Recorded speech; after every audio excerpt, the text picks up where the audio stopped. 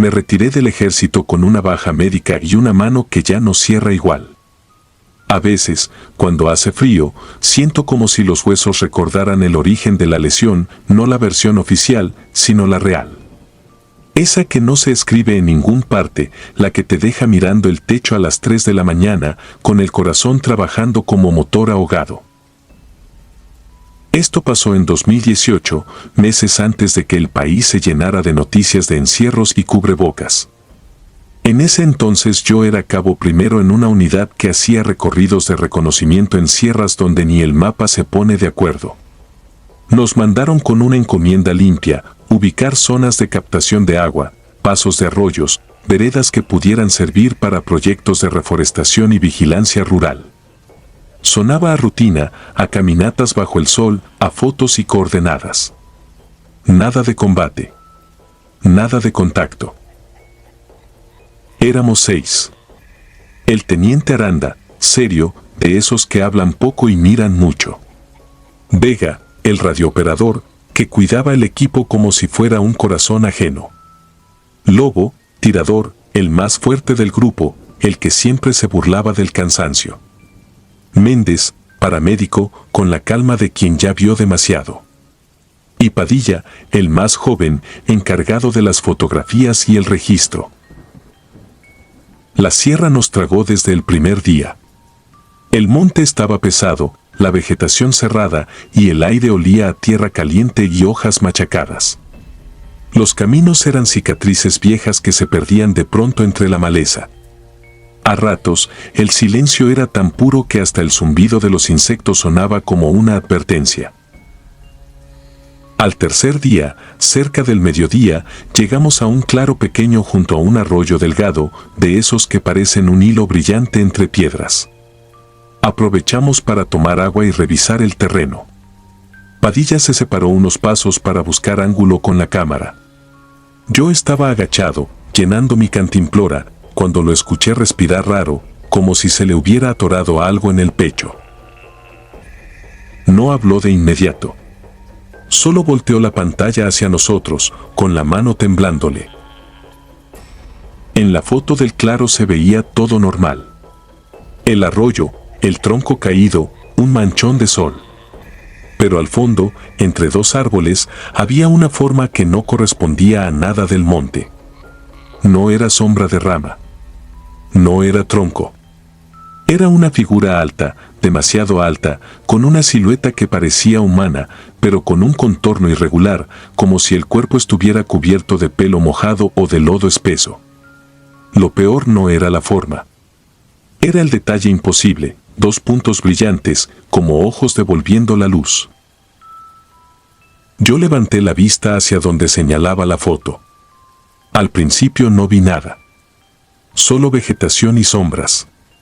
Luego algo se movió, no como se mueven los animales, sino como si el bosque hubiese exhalado y una parte de él decidiera despegarse del resto. La figura estaba ahí, quieta, observándonos desde una distancia prudente. No se escuchaba nada alrededor, ni pájaros, ni agua. El arroyo seguía corriendo, sí, pero su sonido parecía lejos, como si nos hubieran metido algodón en los oídos. El teniente hizo una seña para que nos cerráramos. Vega ajustó el radio sin decir palabra. Lobo se acomodó el rifle, con esa seguridad automática de los entrenados. Yo sentí el sudor resbalarme por la espalda, frío, aunque el sol pegaba fuerte. Entonces la cosa dio un paso. No hacia nosotros de inmediato. Primero como probándonos. El monte crujió con ese paso, un chasquido seco. Y el aire, no sé cómo explicarlo, se volvió pesado. Como cuando te acercas a un transformador eléctrico y sientes que la piel se eriza. El teniente levantó el arma y apuntó. Yo lo imité. En ese segundo pensé en algo que mi padre me dijo cuando era niño, antes de que yo entrara al servicio. Él también fue soldado. Decía que hay lugares donde uno no vigila al enemigo, sino al terreno, porque el terreno tiene mañas y si te distraes, te cobra. Yo me reí de eso entonces. Ese día no me reí. La figura se movió otra vez y lo hizo rápido. No corrió como humano ni como animal. Se deslizó con una velocidad que no combinaba con su tamaño. Lobo alcanzó a dar un paso al frente y después, de golpe, ya no estaba en su lugar. Lo vi volar hacia atrás como si algo invisible lo hubiera golpeado en el pecho. Cayó contra un árbol y se quedó doblado, sin sonido, sin queja. Méndez intentó llegar a él, pero el teniente lo jaló del chaleco, porque la cosa ya estaba encima. Disparé. Disparé sin pensar, siguiendo una silueta que entraba y salía de mi vista como humo negro. Oí otros disparos, ráfagas cortas, el eco rebotando en la sierra. Y aún así, parecía que el monte no reaccionaba. No había estampida de animales. No había fuga de aves. Era como si el lugar aceptara la violencia con una indiferencia vieja. Padilla tropezó, cayó de rodillas y la figura se inclinó sobre él. No vi dientes, no vi garras con claridad, pero escuché el sonido, un golpe húmedo, un desgarrón. Padilla no alcanzó a gritar completo. Vega intentó levantarlo tirando del hombro, y fue entonces cuando la cosa se volteó hacia nosotros. Los ojos no eran rojos ni amarillos. Eran como vidrio reflejando luz, pero la luz no venía de ningún lado. Fue la primera vez que sentí miedo verdadero, no el nervio del combate, no la alerta, sino ese miedo que te apaga el pensamiento y te deja solo el instinto. Retrocedí y mi bota se atoró en una raíz. Caí de espaldas. En el segundo que duró la caída, vi el cielo azul, la copa de los árboles y después la sombra encima de mí, enorme. Olía a tierra mojada y a animal viejo. Algo me rasgó el brazo y el costado, como cuchillo sin filo. Sentí la carne abrirse. Quise gritar y solo salió aire. Aún no entiendo por qué no me remató ahí mismo. Tal vez porque escuchó el radio. Vega, con la voz quebrada, había logrado abrir el canal de emergencia. El aparato escupió estática, luego una voz conocida, la del centro de mando, pidiendo reporte. Y la figura se detuvo, como si esa voz le interesara. No por obediencia. Por curiosidad. Por hambre. El teniente y Méndez aprovecharon ese segundo.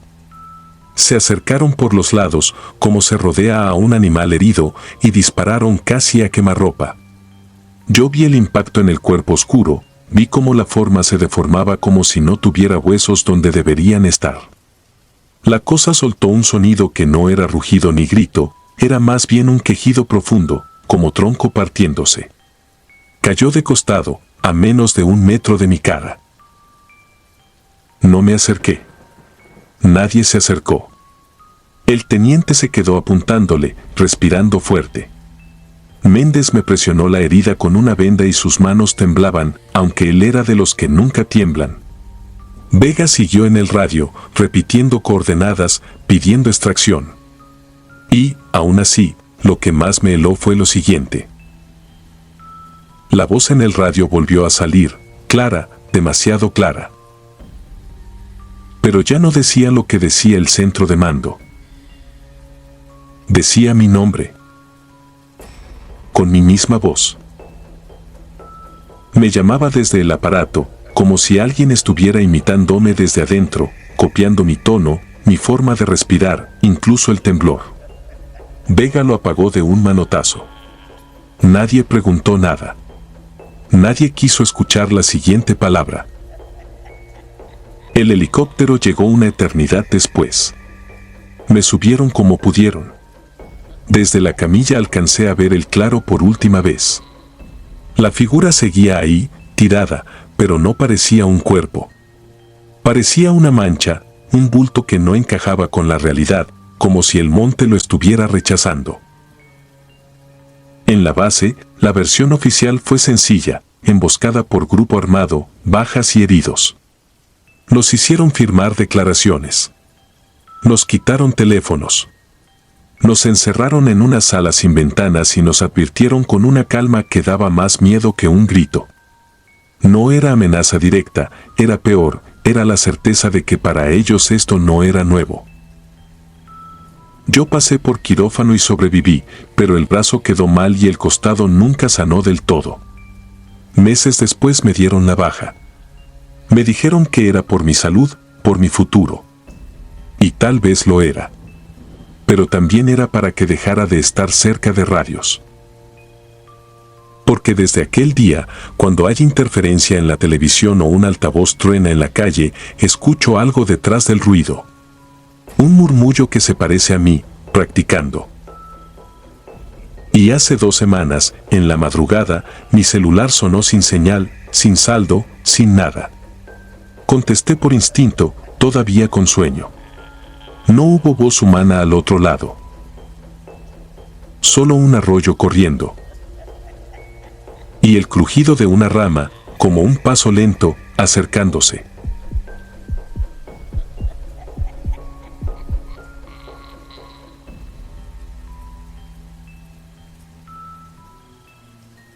Me llamo Bruno Salcedo y cuando la gente me pregunta qué se siente haber sido militar, casi siempre esperan una respuesta simple: disciplina, cansancio, orgullo, miedo. Yo les contesto lo mismo que contestan todos, porque es lo que cabe en una conversación normal. Lo que no les digo es que hay noches en las que, si escucho estática en una bocina, me quedo inmóvil como si todavía trajera el casco puesto. No por nostalgia, sino porque mi cuerpo recuerda una señal que no debimos oír. Ocurrió en 2017, en una zona serrana del norte de México, de esas donde el viento trae polvo fino que se mete en los dientes y en la ropa, y la oscuridad es tan completa que parece material. Nuestra base era un campamento provisional, montado en un claro, con torres de vigilancia y un cuarto de comunicaciones que olía a plástico caliente, sudor viejo y café requemado.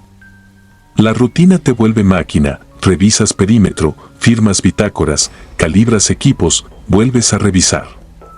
Las cosas importantes casi nunca pasan con música de película, pasan con el zumbido constante de los generadores y el sonido de botas sobre grava. Yo era cabo y estaba asignado esa semana al turno nocturno de comunicaciones. A las 2:13, cuando el campamento se queda en ese silencio raro donde hasta los insectos parecen dormir, entró una transmisión por una frecuencia que no usábamos. No fue un ruido cualquiera, fue un código de auxilio con una estructura conocida, clara, con pausas exactas. Lo entendí antes de pensarlo, como se entiende el timbre de una alarma. Lo extraño no era el mensaje, sino la firma de unidad que venía al final. No existía. Revisé la lista de asignaciones, los indicativos autorizados, los reportes del día. Nada. Llamé al sargento de guardia y lo hice entrar al cuarto. Volvimos a escucharla. Otra vez el mismo patrón: auxilio, coordenadas aproximadas y la designación de un destacamento que no aparecía en ningún papel. El sargento, que era de los que no se impresionan ni con balaceras, se quedó callado un rato y luego pidió enlace con el oficial de operaciones. La respuesta fue lo esperado: no hay ninguna unidad ahí. Inteligencia confirmó lo mismo. Aún así, la señal se repetía cada 3 minutos, como si la estuvieran enviando con un procedimiento exacto, como si alguien estuviera siguiendo un manual. La coordenada apuntaba a un punto que en nuestros mapas estaba marcado con una anotación sencilla: instalación fuera de uso. Un antiguo destacamento, abandonado desde hacía años por un ataque, por un incendio, por algo que nadie mencionaba con gusto. Nadie lo decía en voz alta, pero todos lo pensábamos: si no hay unidad ahí, ¿quién está pidiendo ayuda? Antes del amanecer se armó un equipo para reconocimiento. Íbamos en 2 vehículos ligeros, con el equipo completo, como si pudiéramos prepararnos para lo desconocido con cargadores y linternas. No era lejos, pero el camino era malo, pedregoso, y el aire se volvía más frío conforme subíamos. La sierra, de noche, tiene una manera de mirar de vuelta, no es superstición, es esa sensación de estar expuesto, de ser un punto moviéndose en un territorio demasiado grande. Llegamos cuando el cielo apenas se aclaraba. El lugar estaba como lo describen los reportes antiguos, bardas con impactos, techos a medias, puertas arrancadas y maleza creciendo donde antes había pasillos. Lo primero que sentí fue el olor, humedad atrapada, metal oxidado y algo agrio, como ropa mojada que nunca se secó. Entramos en formación, sin hablar, porque en esos espacios el sonido rebota y te traiciona. Adentro encontramos cosas que no deberían estar ahí. Un plato de peltre con restos secos pegados al borde, como comida olvidada. Un catre con una cobija doblada, cubierta por una capa de polvo pero con el doblez todavía marcado. Documentos en carpetas, desparramados, con tinta corrida por el tiempo. No era un aquí vivió alguien hace mucho. Era un aquí se fue alguien deprisa, congelado. Y luego vimos la radio. Un equipo viejo, de esos que ya no se usan, conectado a una batería improvisada, con el indicador encendido. Tenía polvo encima, sí, pero el polvo se había apartado en los bordes, como cuando algo vibra o se manipula seguido. Uno de los muchachos, el soldado Ríos, se agachó a revisar el registro de transmisión. Lo vi fruncir el ceño, pasar hojas, repetir el proceso como si estuviera buscando un error humano. La última transmisión registrada es de 2010, dijo al fin, y su voz salió más baja de lo normal. Pero, sigue transmitiendo. A mí se me hizo un nudo en el estómago, no por lo paranormal, sino por lo imposible en términos prácticos. Una batería no dura años. Un equipo no se mantiene encendido una década en un cuartel abandonado. Y, sin embargo, ahí estaba, el mismo auxilio que nos llegó a la base. El teniente ordenó desconectarla. Era lo lógico, lo seguro, lo que se hace con algo que puede ser una trampa o una interferencia peligrosa. Ríos extendió la mano hacia el interruptor. En ese instante, la estática cambió. No fue que disminuyera o aumentara, cambió de textura, como si se acomodara para dejar pasar algo. Y entonces escuchamos una voz. No era un hola claro y cinematográfico. Era una voz humana, rota por la distorsión, cansada, con una urgencia vieja. Preguntó: ¿quién está ahí? Nadie contestó. No porque nos faltara valor, sino porque el instinto nos gritó que cualquier palabra era abrir una puerta. La voz volvió, más cercana a pesar de que el equipo no se movía, como si el volumen subiera solo. No se queden. Ya vienen. El silencio en el cuarto fue total. No se oían pájaros, ni viento, ni nuestros equipos. Solo esa frase. Después, una respiración húmeda, como si alguien estuviera pegado al micrófono, y un sonido sordo, similar a golpes lejanos contra lámina. Ríos, blanco como pared, intentó hablar por pura reacción profesional. Alcanzó a decir una parte del protocolo, algo de identificación y posición. No terminó. La radio soltó un chillido agudo que me atravesó los dientes. La luz del equipo parpadeó 3 veces, como un latido, y se apagó sola. Salimos del cuartel sin recoger nada más. Nadie lo ordenó, pero todos lo hicimos. Afuera, el amanecer ya estaba completo y, aún así, la temperatura parecía de madrugada.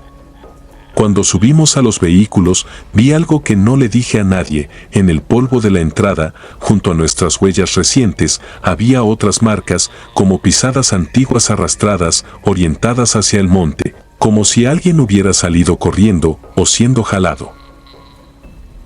De vuelta en la base, inteligencia se llevó lo poco que alcanzamos a guardar. No nos dieron informe.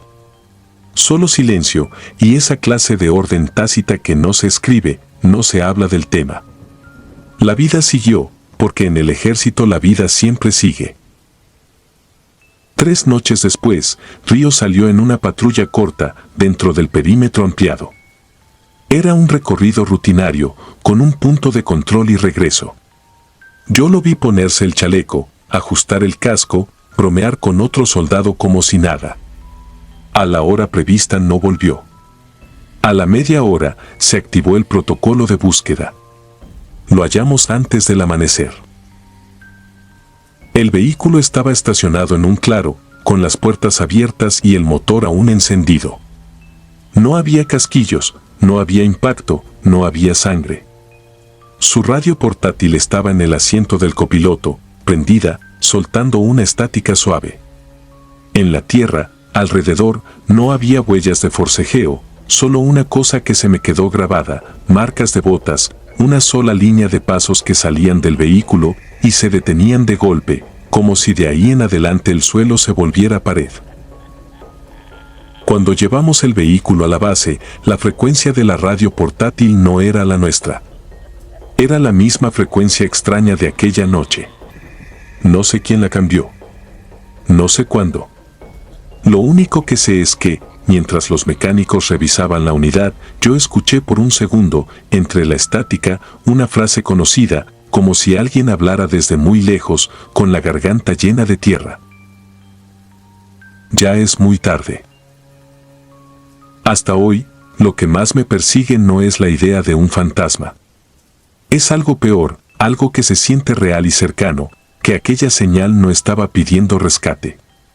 Estaba marcando quien había escuchado. Y que, cuando nosotros llegamos al cuartel y apagamos la transmisión, en realidad solo hicimos lo que esa cosa necesitaba para cambiar de objetivo. Porque si esa radio llevaba años transmitiendo, y se apagó justo cuando estábamos ahí, entonces la pregunta no es quién la encendió. La pregunta es, ¿quién respondió desde el otro lado, para que Ríos desapareciera después? Suscribirte y darle like ayuda mucho a este canal. Si ya has escuchado mi contenido antes, te ha gustado y estás disfrutando lo que escuchas en este sector, te agradeceré que presiones el botón de suscribirse. Sin más interrupciones, continuamos.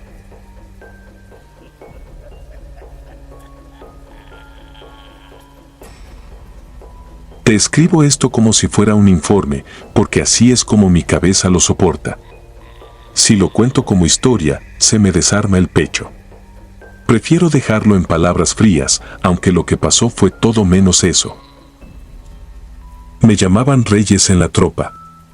No era mi apellido real, pero en esos años uno aprendía a no dejar rastros ni siquiera dentro del mismo pelotón. Esto ocurrió en 2016, en plena temporada de norte, cuando el aire corta la piel y la sierra huele a pino mojado y tierra vieja. Nos mandaron a instalarnos en una zona alta, lejos de todo, con orden clara, vigilancia nocturna, revisar brechas, puntos de agua, cañadas. La inteligencia decía que ahí arriba se escondía gente mala, pero nadie nos habló de lo otro, de lo que no entra en un reporte. El campamento lo montamos en un claro incómodo, como si el monte no quisiera que estuviéramos ahí. En el día todo parecía normal, pájaros, polvo, sol blanco. Pero de noche el silencio era distinto. No era calma, era como si alguien hubiera apagado el mundo. Ni grillos. Ni ranas. A veces escuchabas una rama crujir a lo lejos y el sonido tardaba en morir, como si rebotara dentro de una cosa hueca. Esa madrugada nos tocó ronda a 5, Cano, Lira, Santos, Mendoza y yo. Salimos en camioneta, cada equipo por su lado, para cubrir más terreno. A nosotros nos tocó una brecha que se volvía vereda y luego pura sombra entre árboles. A las 12 y tanto la dejamos en un punto que marcamos con GPS y seguimos a pie.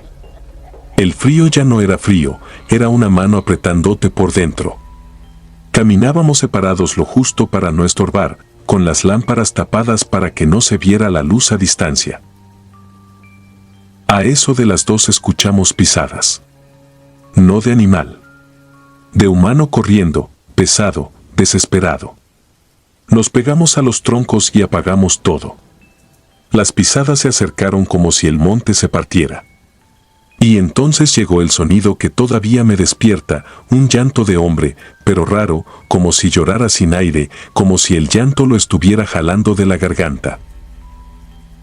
Cuando estuvo a pocos metros, prendimos las linternas al mismo tiempo. Era un joven, de unos 20 y tantos. Venía descalzo, con la camisa rasgada, la piel marcada de raspones. Tenía barro hasta en el pelo. La cara era de alguien que ya no sabe en qué año está. Se quedó bajo la luz y levantó las manos como si se protegiera de nosotros. «Ayúdenme, por favor», dijo, y no era actuación, se le quebraba la voz como vidrio. Le pedimos nombre, de dónde venía, si había más gente. No respondió nada útil. Solo repetía «ayúdenme» y señalaba hacia la oscuridad, como si algo estuviera atrás de él. Cano me miró con esa expresión que uno aprende, trampa. En el ejército, cuando algo no cuadra, se siente en el estómago.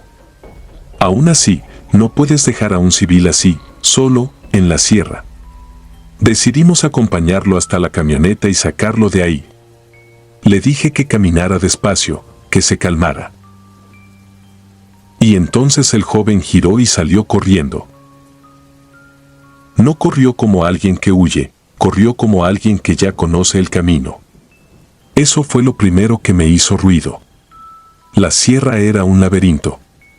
Sin embargo, él se metía entre los árboles sin dudar, sin tropezar, como si lo estuvieran jalando con una cuerda invisible. Lo seguimos.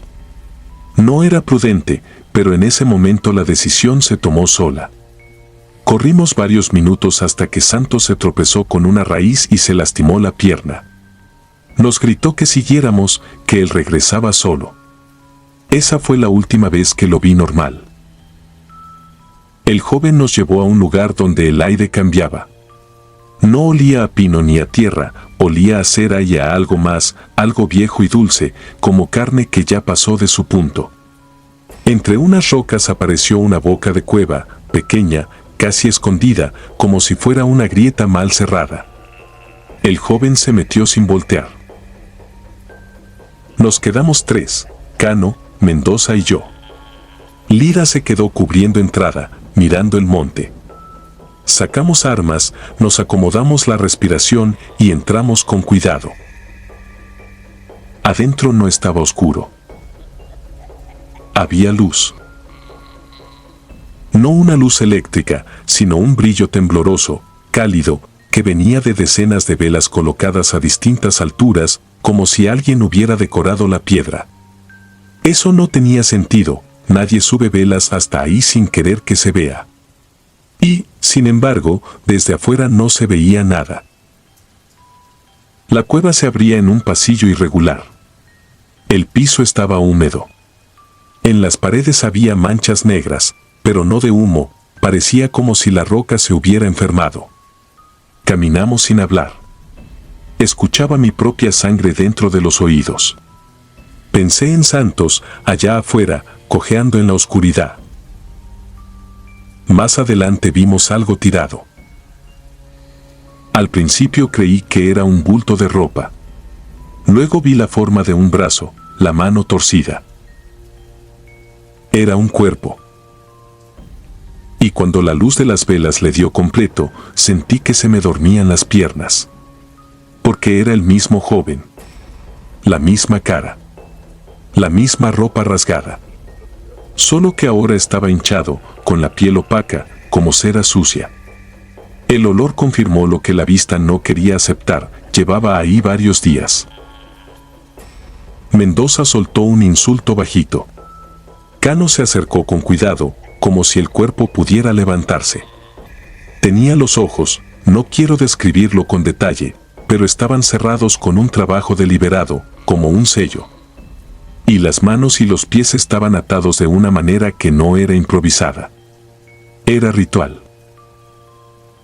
Alzamos la vista y entonces vimos todo lo demás.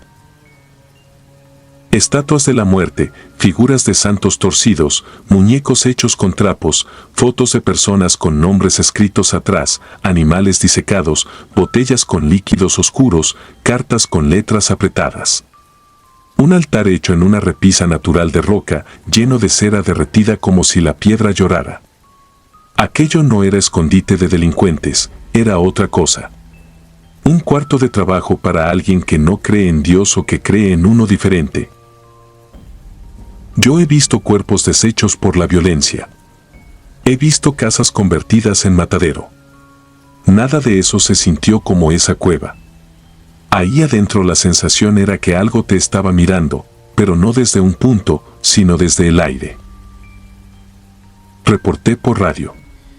El comandante escuchó, hizo silencio, y luego dijo algo que nunca había oído en su voz: prudencia.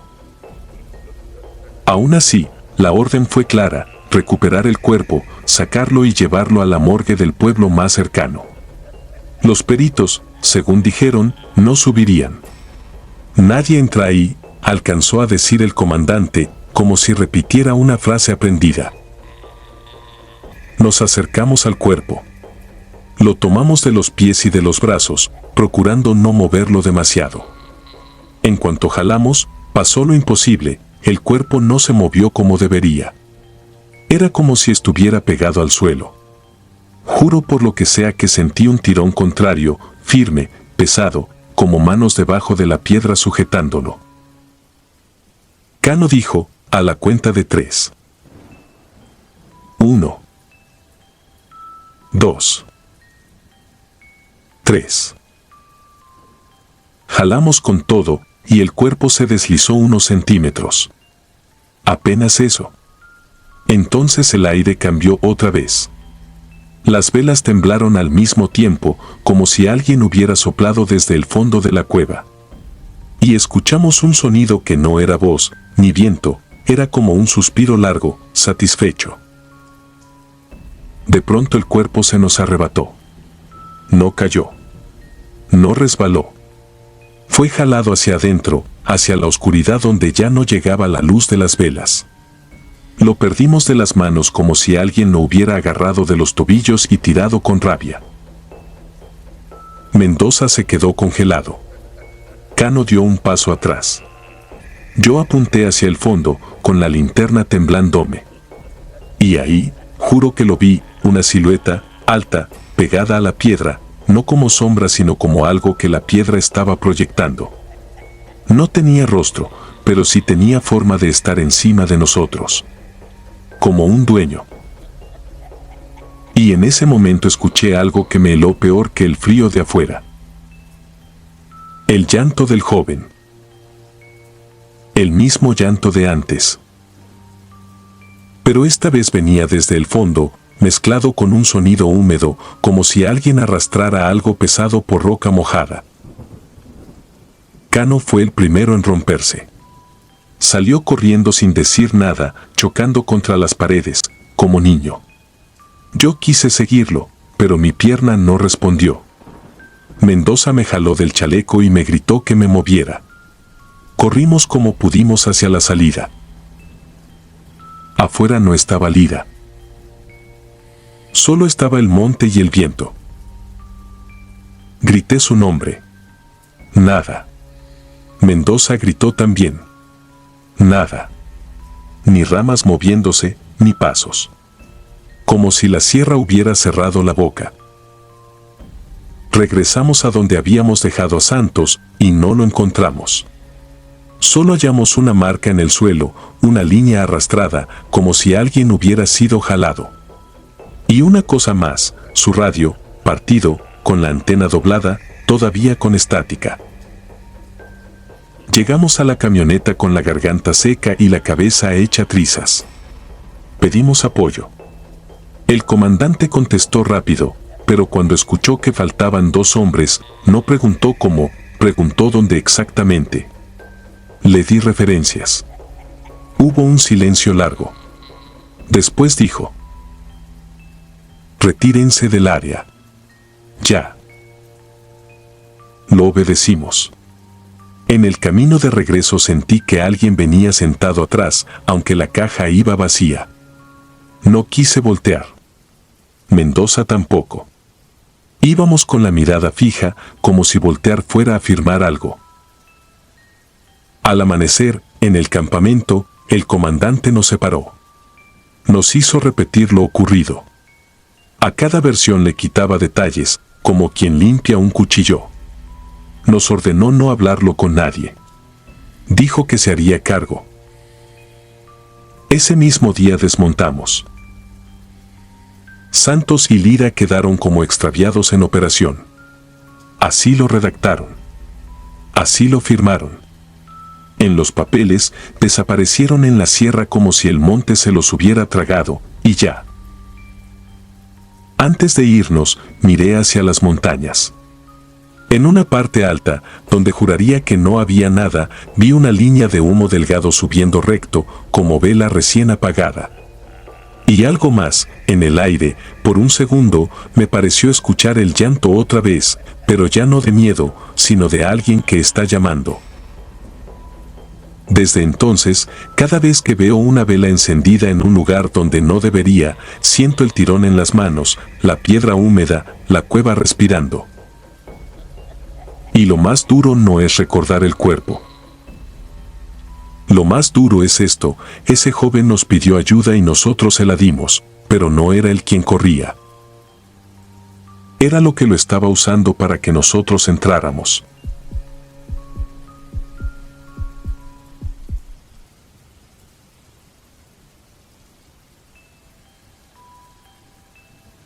No me gusta contar esto en voz alta, porque decirlo es como volver a olerlo.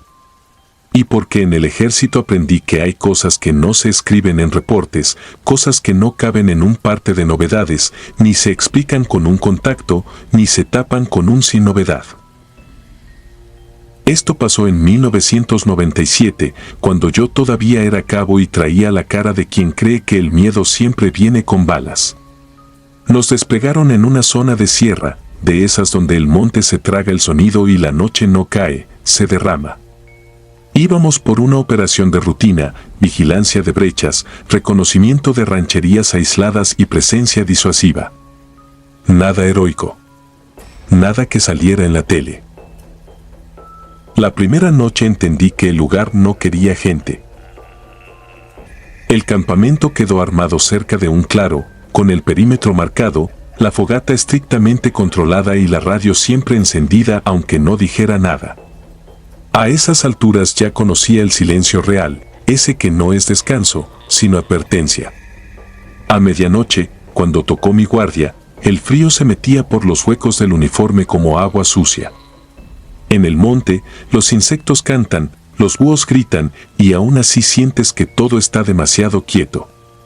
Esa fue la palabra, demasiado. Hacia las 2:00, el soldado Ríos, que cubría un punto a unos 20 metros de mí, chistó apenas, como si le diera vergüenza hacer ruido. Cabo, mire.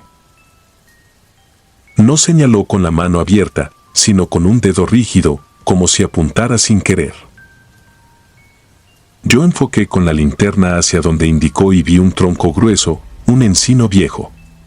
Al principio pensé que era la neblina jugando con la luz, hasta que noté algo, una mano asomada por el costado del árbol, agarrándose como quien se sostiene para no caer. Y, arriba de esa mano, una cabeza, cabello gris pegado al cráneo, piel hundida, ojos oscuros. Una mujer mayor, sí, pero la palabra anciana se me atoró. No encajaba. No por el rostro, sino por la manera en que estaba ahí, inmóvil, como si hubiera nacido pegada a la corteza. Le grité el alto con la voz que te enseñan a usar para que te obedezcan sin pensar.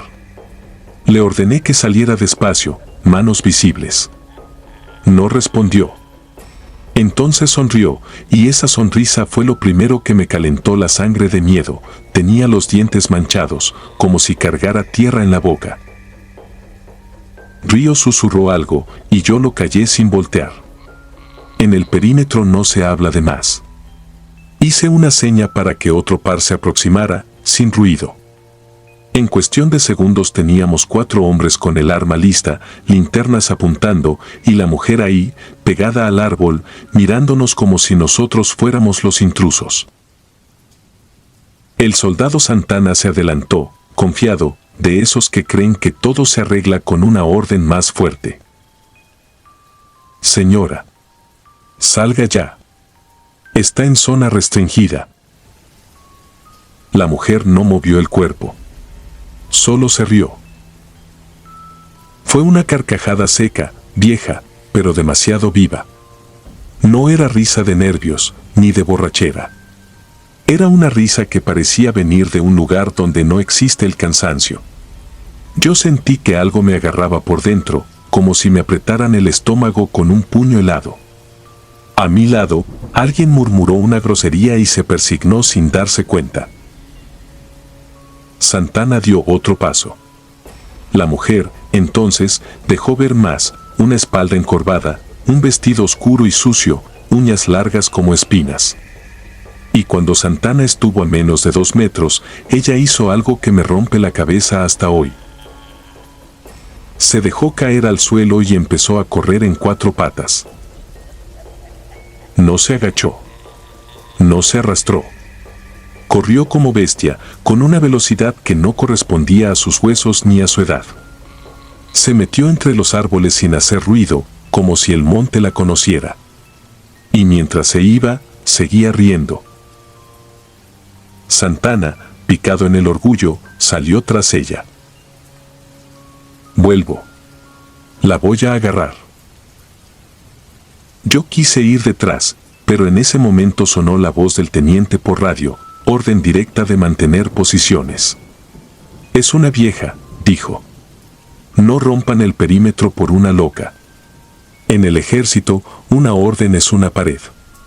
Y aún así, me quedé viendo el hueco negro entre los árboles, sintiendo que acabábamos de dejar entrar algo que no iba a salir. Santana no regresó. Al amanecer lo buscamos con método, en binomios, marcando rutas, silbatos cortos, rastreo de huellas. Encontramos ramas quebradas, sí, pero el monte siempre está quebrando ramas. Encontramos barro removido, pero en la sierra el barro se remueve solo. No había señales claras, y eso era lo peor, un hombre de casi 1,80 m, con equipo, no desaparece así nomás. Ese día el sol no calentó. Se quedó arriba como una lámpara fría. A ratos, yo juraba que olía algo, como carne vieja en humedad, pero el viento cambiaba y se lo llevaba. Cuando cayó la noche otra vez, el campamento se sintió más chico, como si la oscuridad hubiera dado un paso hacia adentro. Yo no dormí. Me quedé sentado con el arma en las piernas, mirando el perímetro como si de verdad pudiera controlar lo que había fuera. Cerca de medianoche escuchamos pisadas, crujidos de ramas, hojas secas, un paso lento. Nos pusimos en alerta, apuntamos luces hacia el monte. Y entonces lo vimos, un bulto tirado justo donde terminaba la línea del perímetro, como si lo hubieran dejado con cuidado.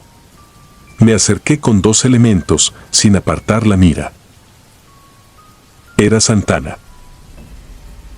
No completo, pero sí él.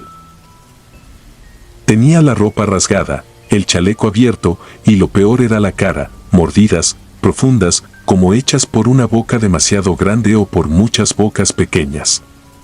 No era el daño limpio de un arma blanca, ni el destrozo de un animal común. Era algo personal, como si alguien hubiera comido con rabia. Lo levantamos con las manos temblando, y en ese momento lo escuchamos. La risa. Lejana, pero clara. Esa misma carcajada vieja, burlona, repitiéndose entre los árboles como si el monte se la pasara de uno a otro. Varias linternas buscaron sombras, varias bocas tragaron saliva. Yo alcancé a iluminar un tronco, y por un segundo vi una mano asomada, agarrándose de la corteza, igual que la primera vez. No vi la cara completa. Solo la mano, y algo que brilló como un ojo.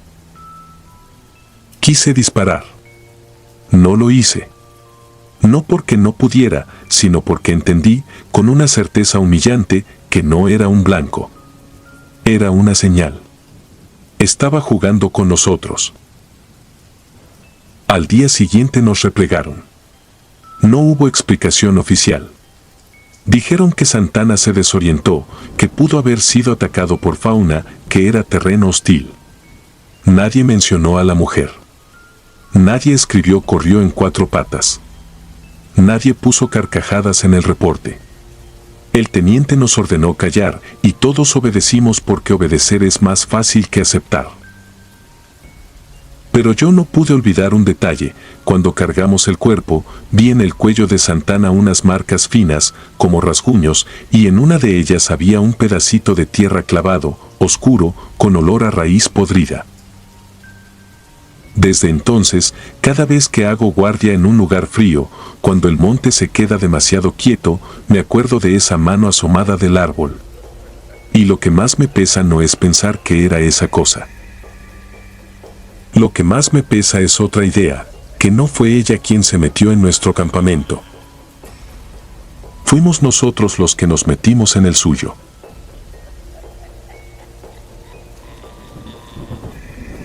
Si disfrutas de los relatos, te invitamos a apoyarnos con un like y un comentario, ya que eso nos ayuda muchísimo. Además, si aún no estás suscrito o suscrita, te animamos a formar parte de la comunidad del terror.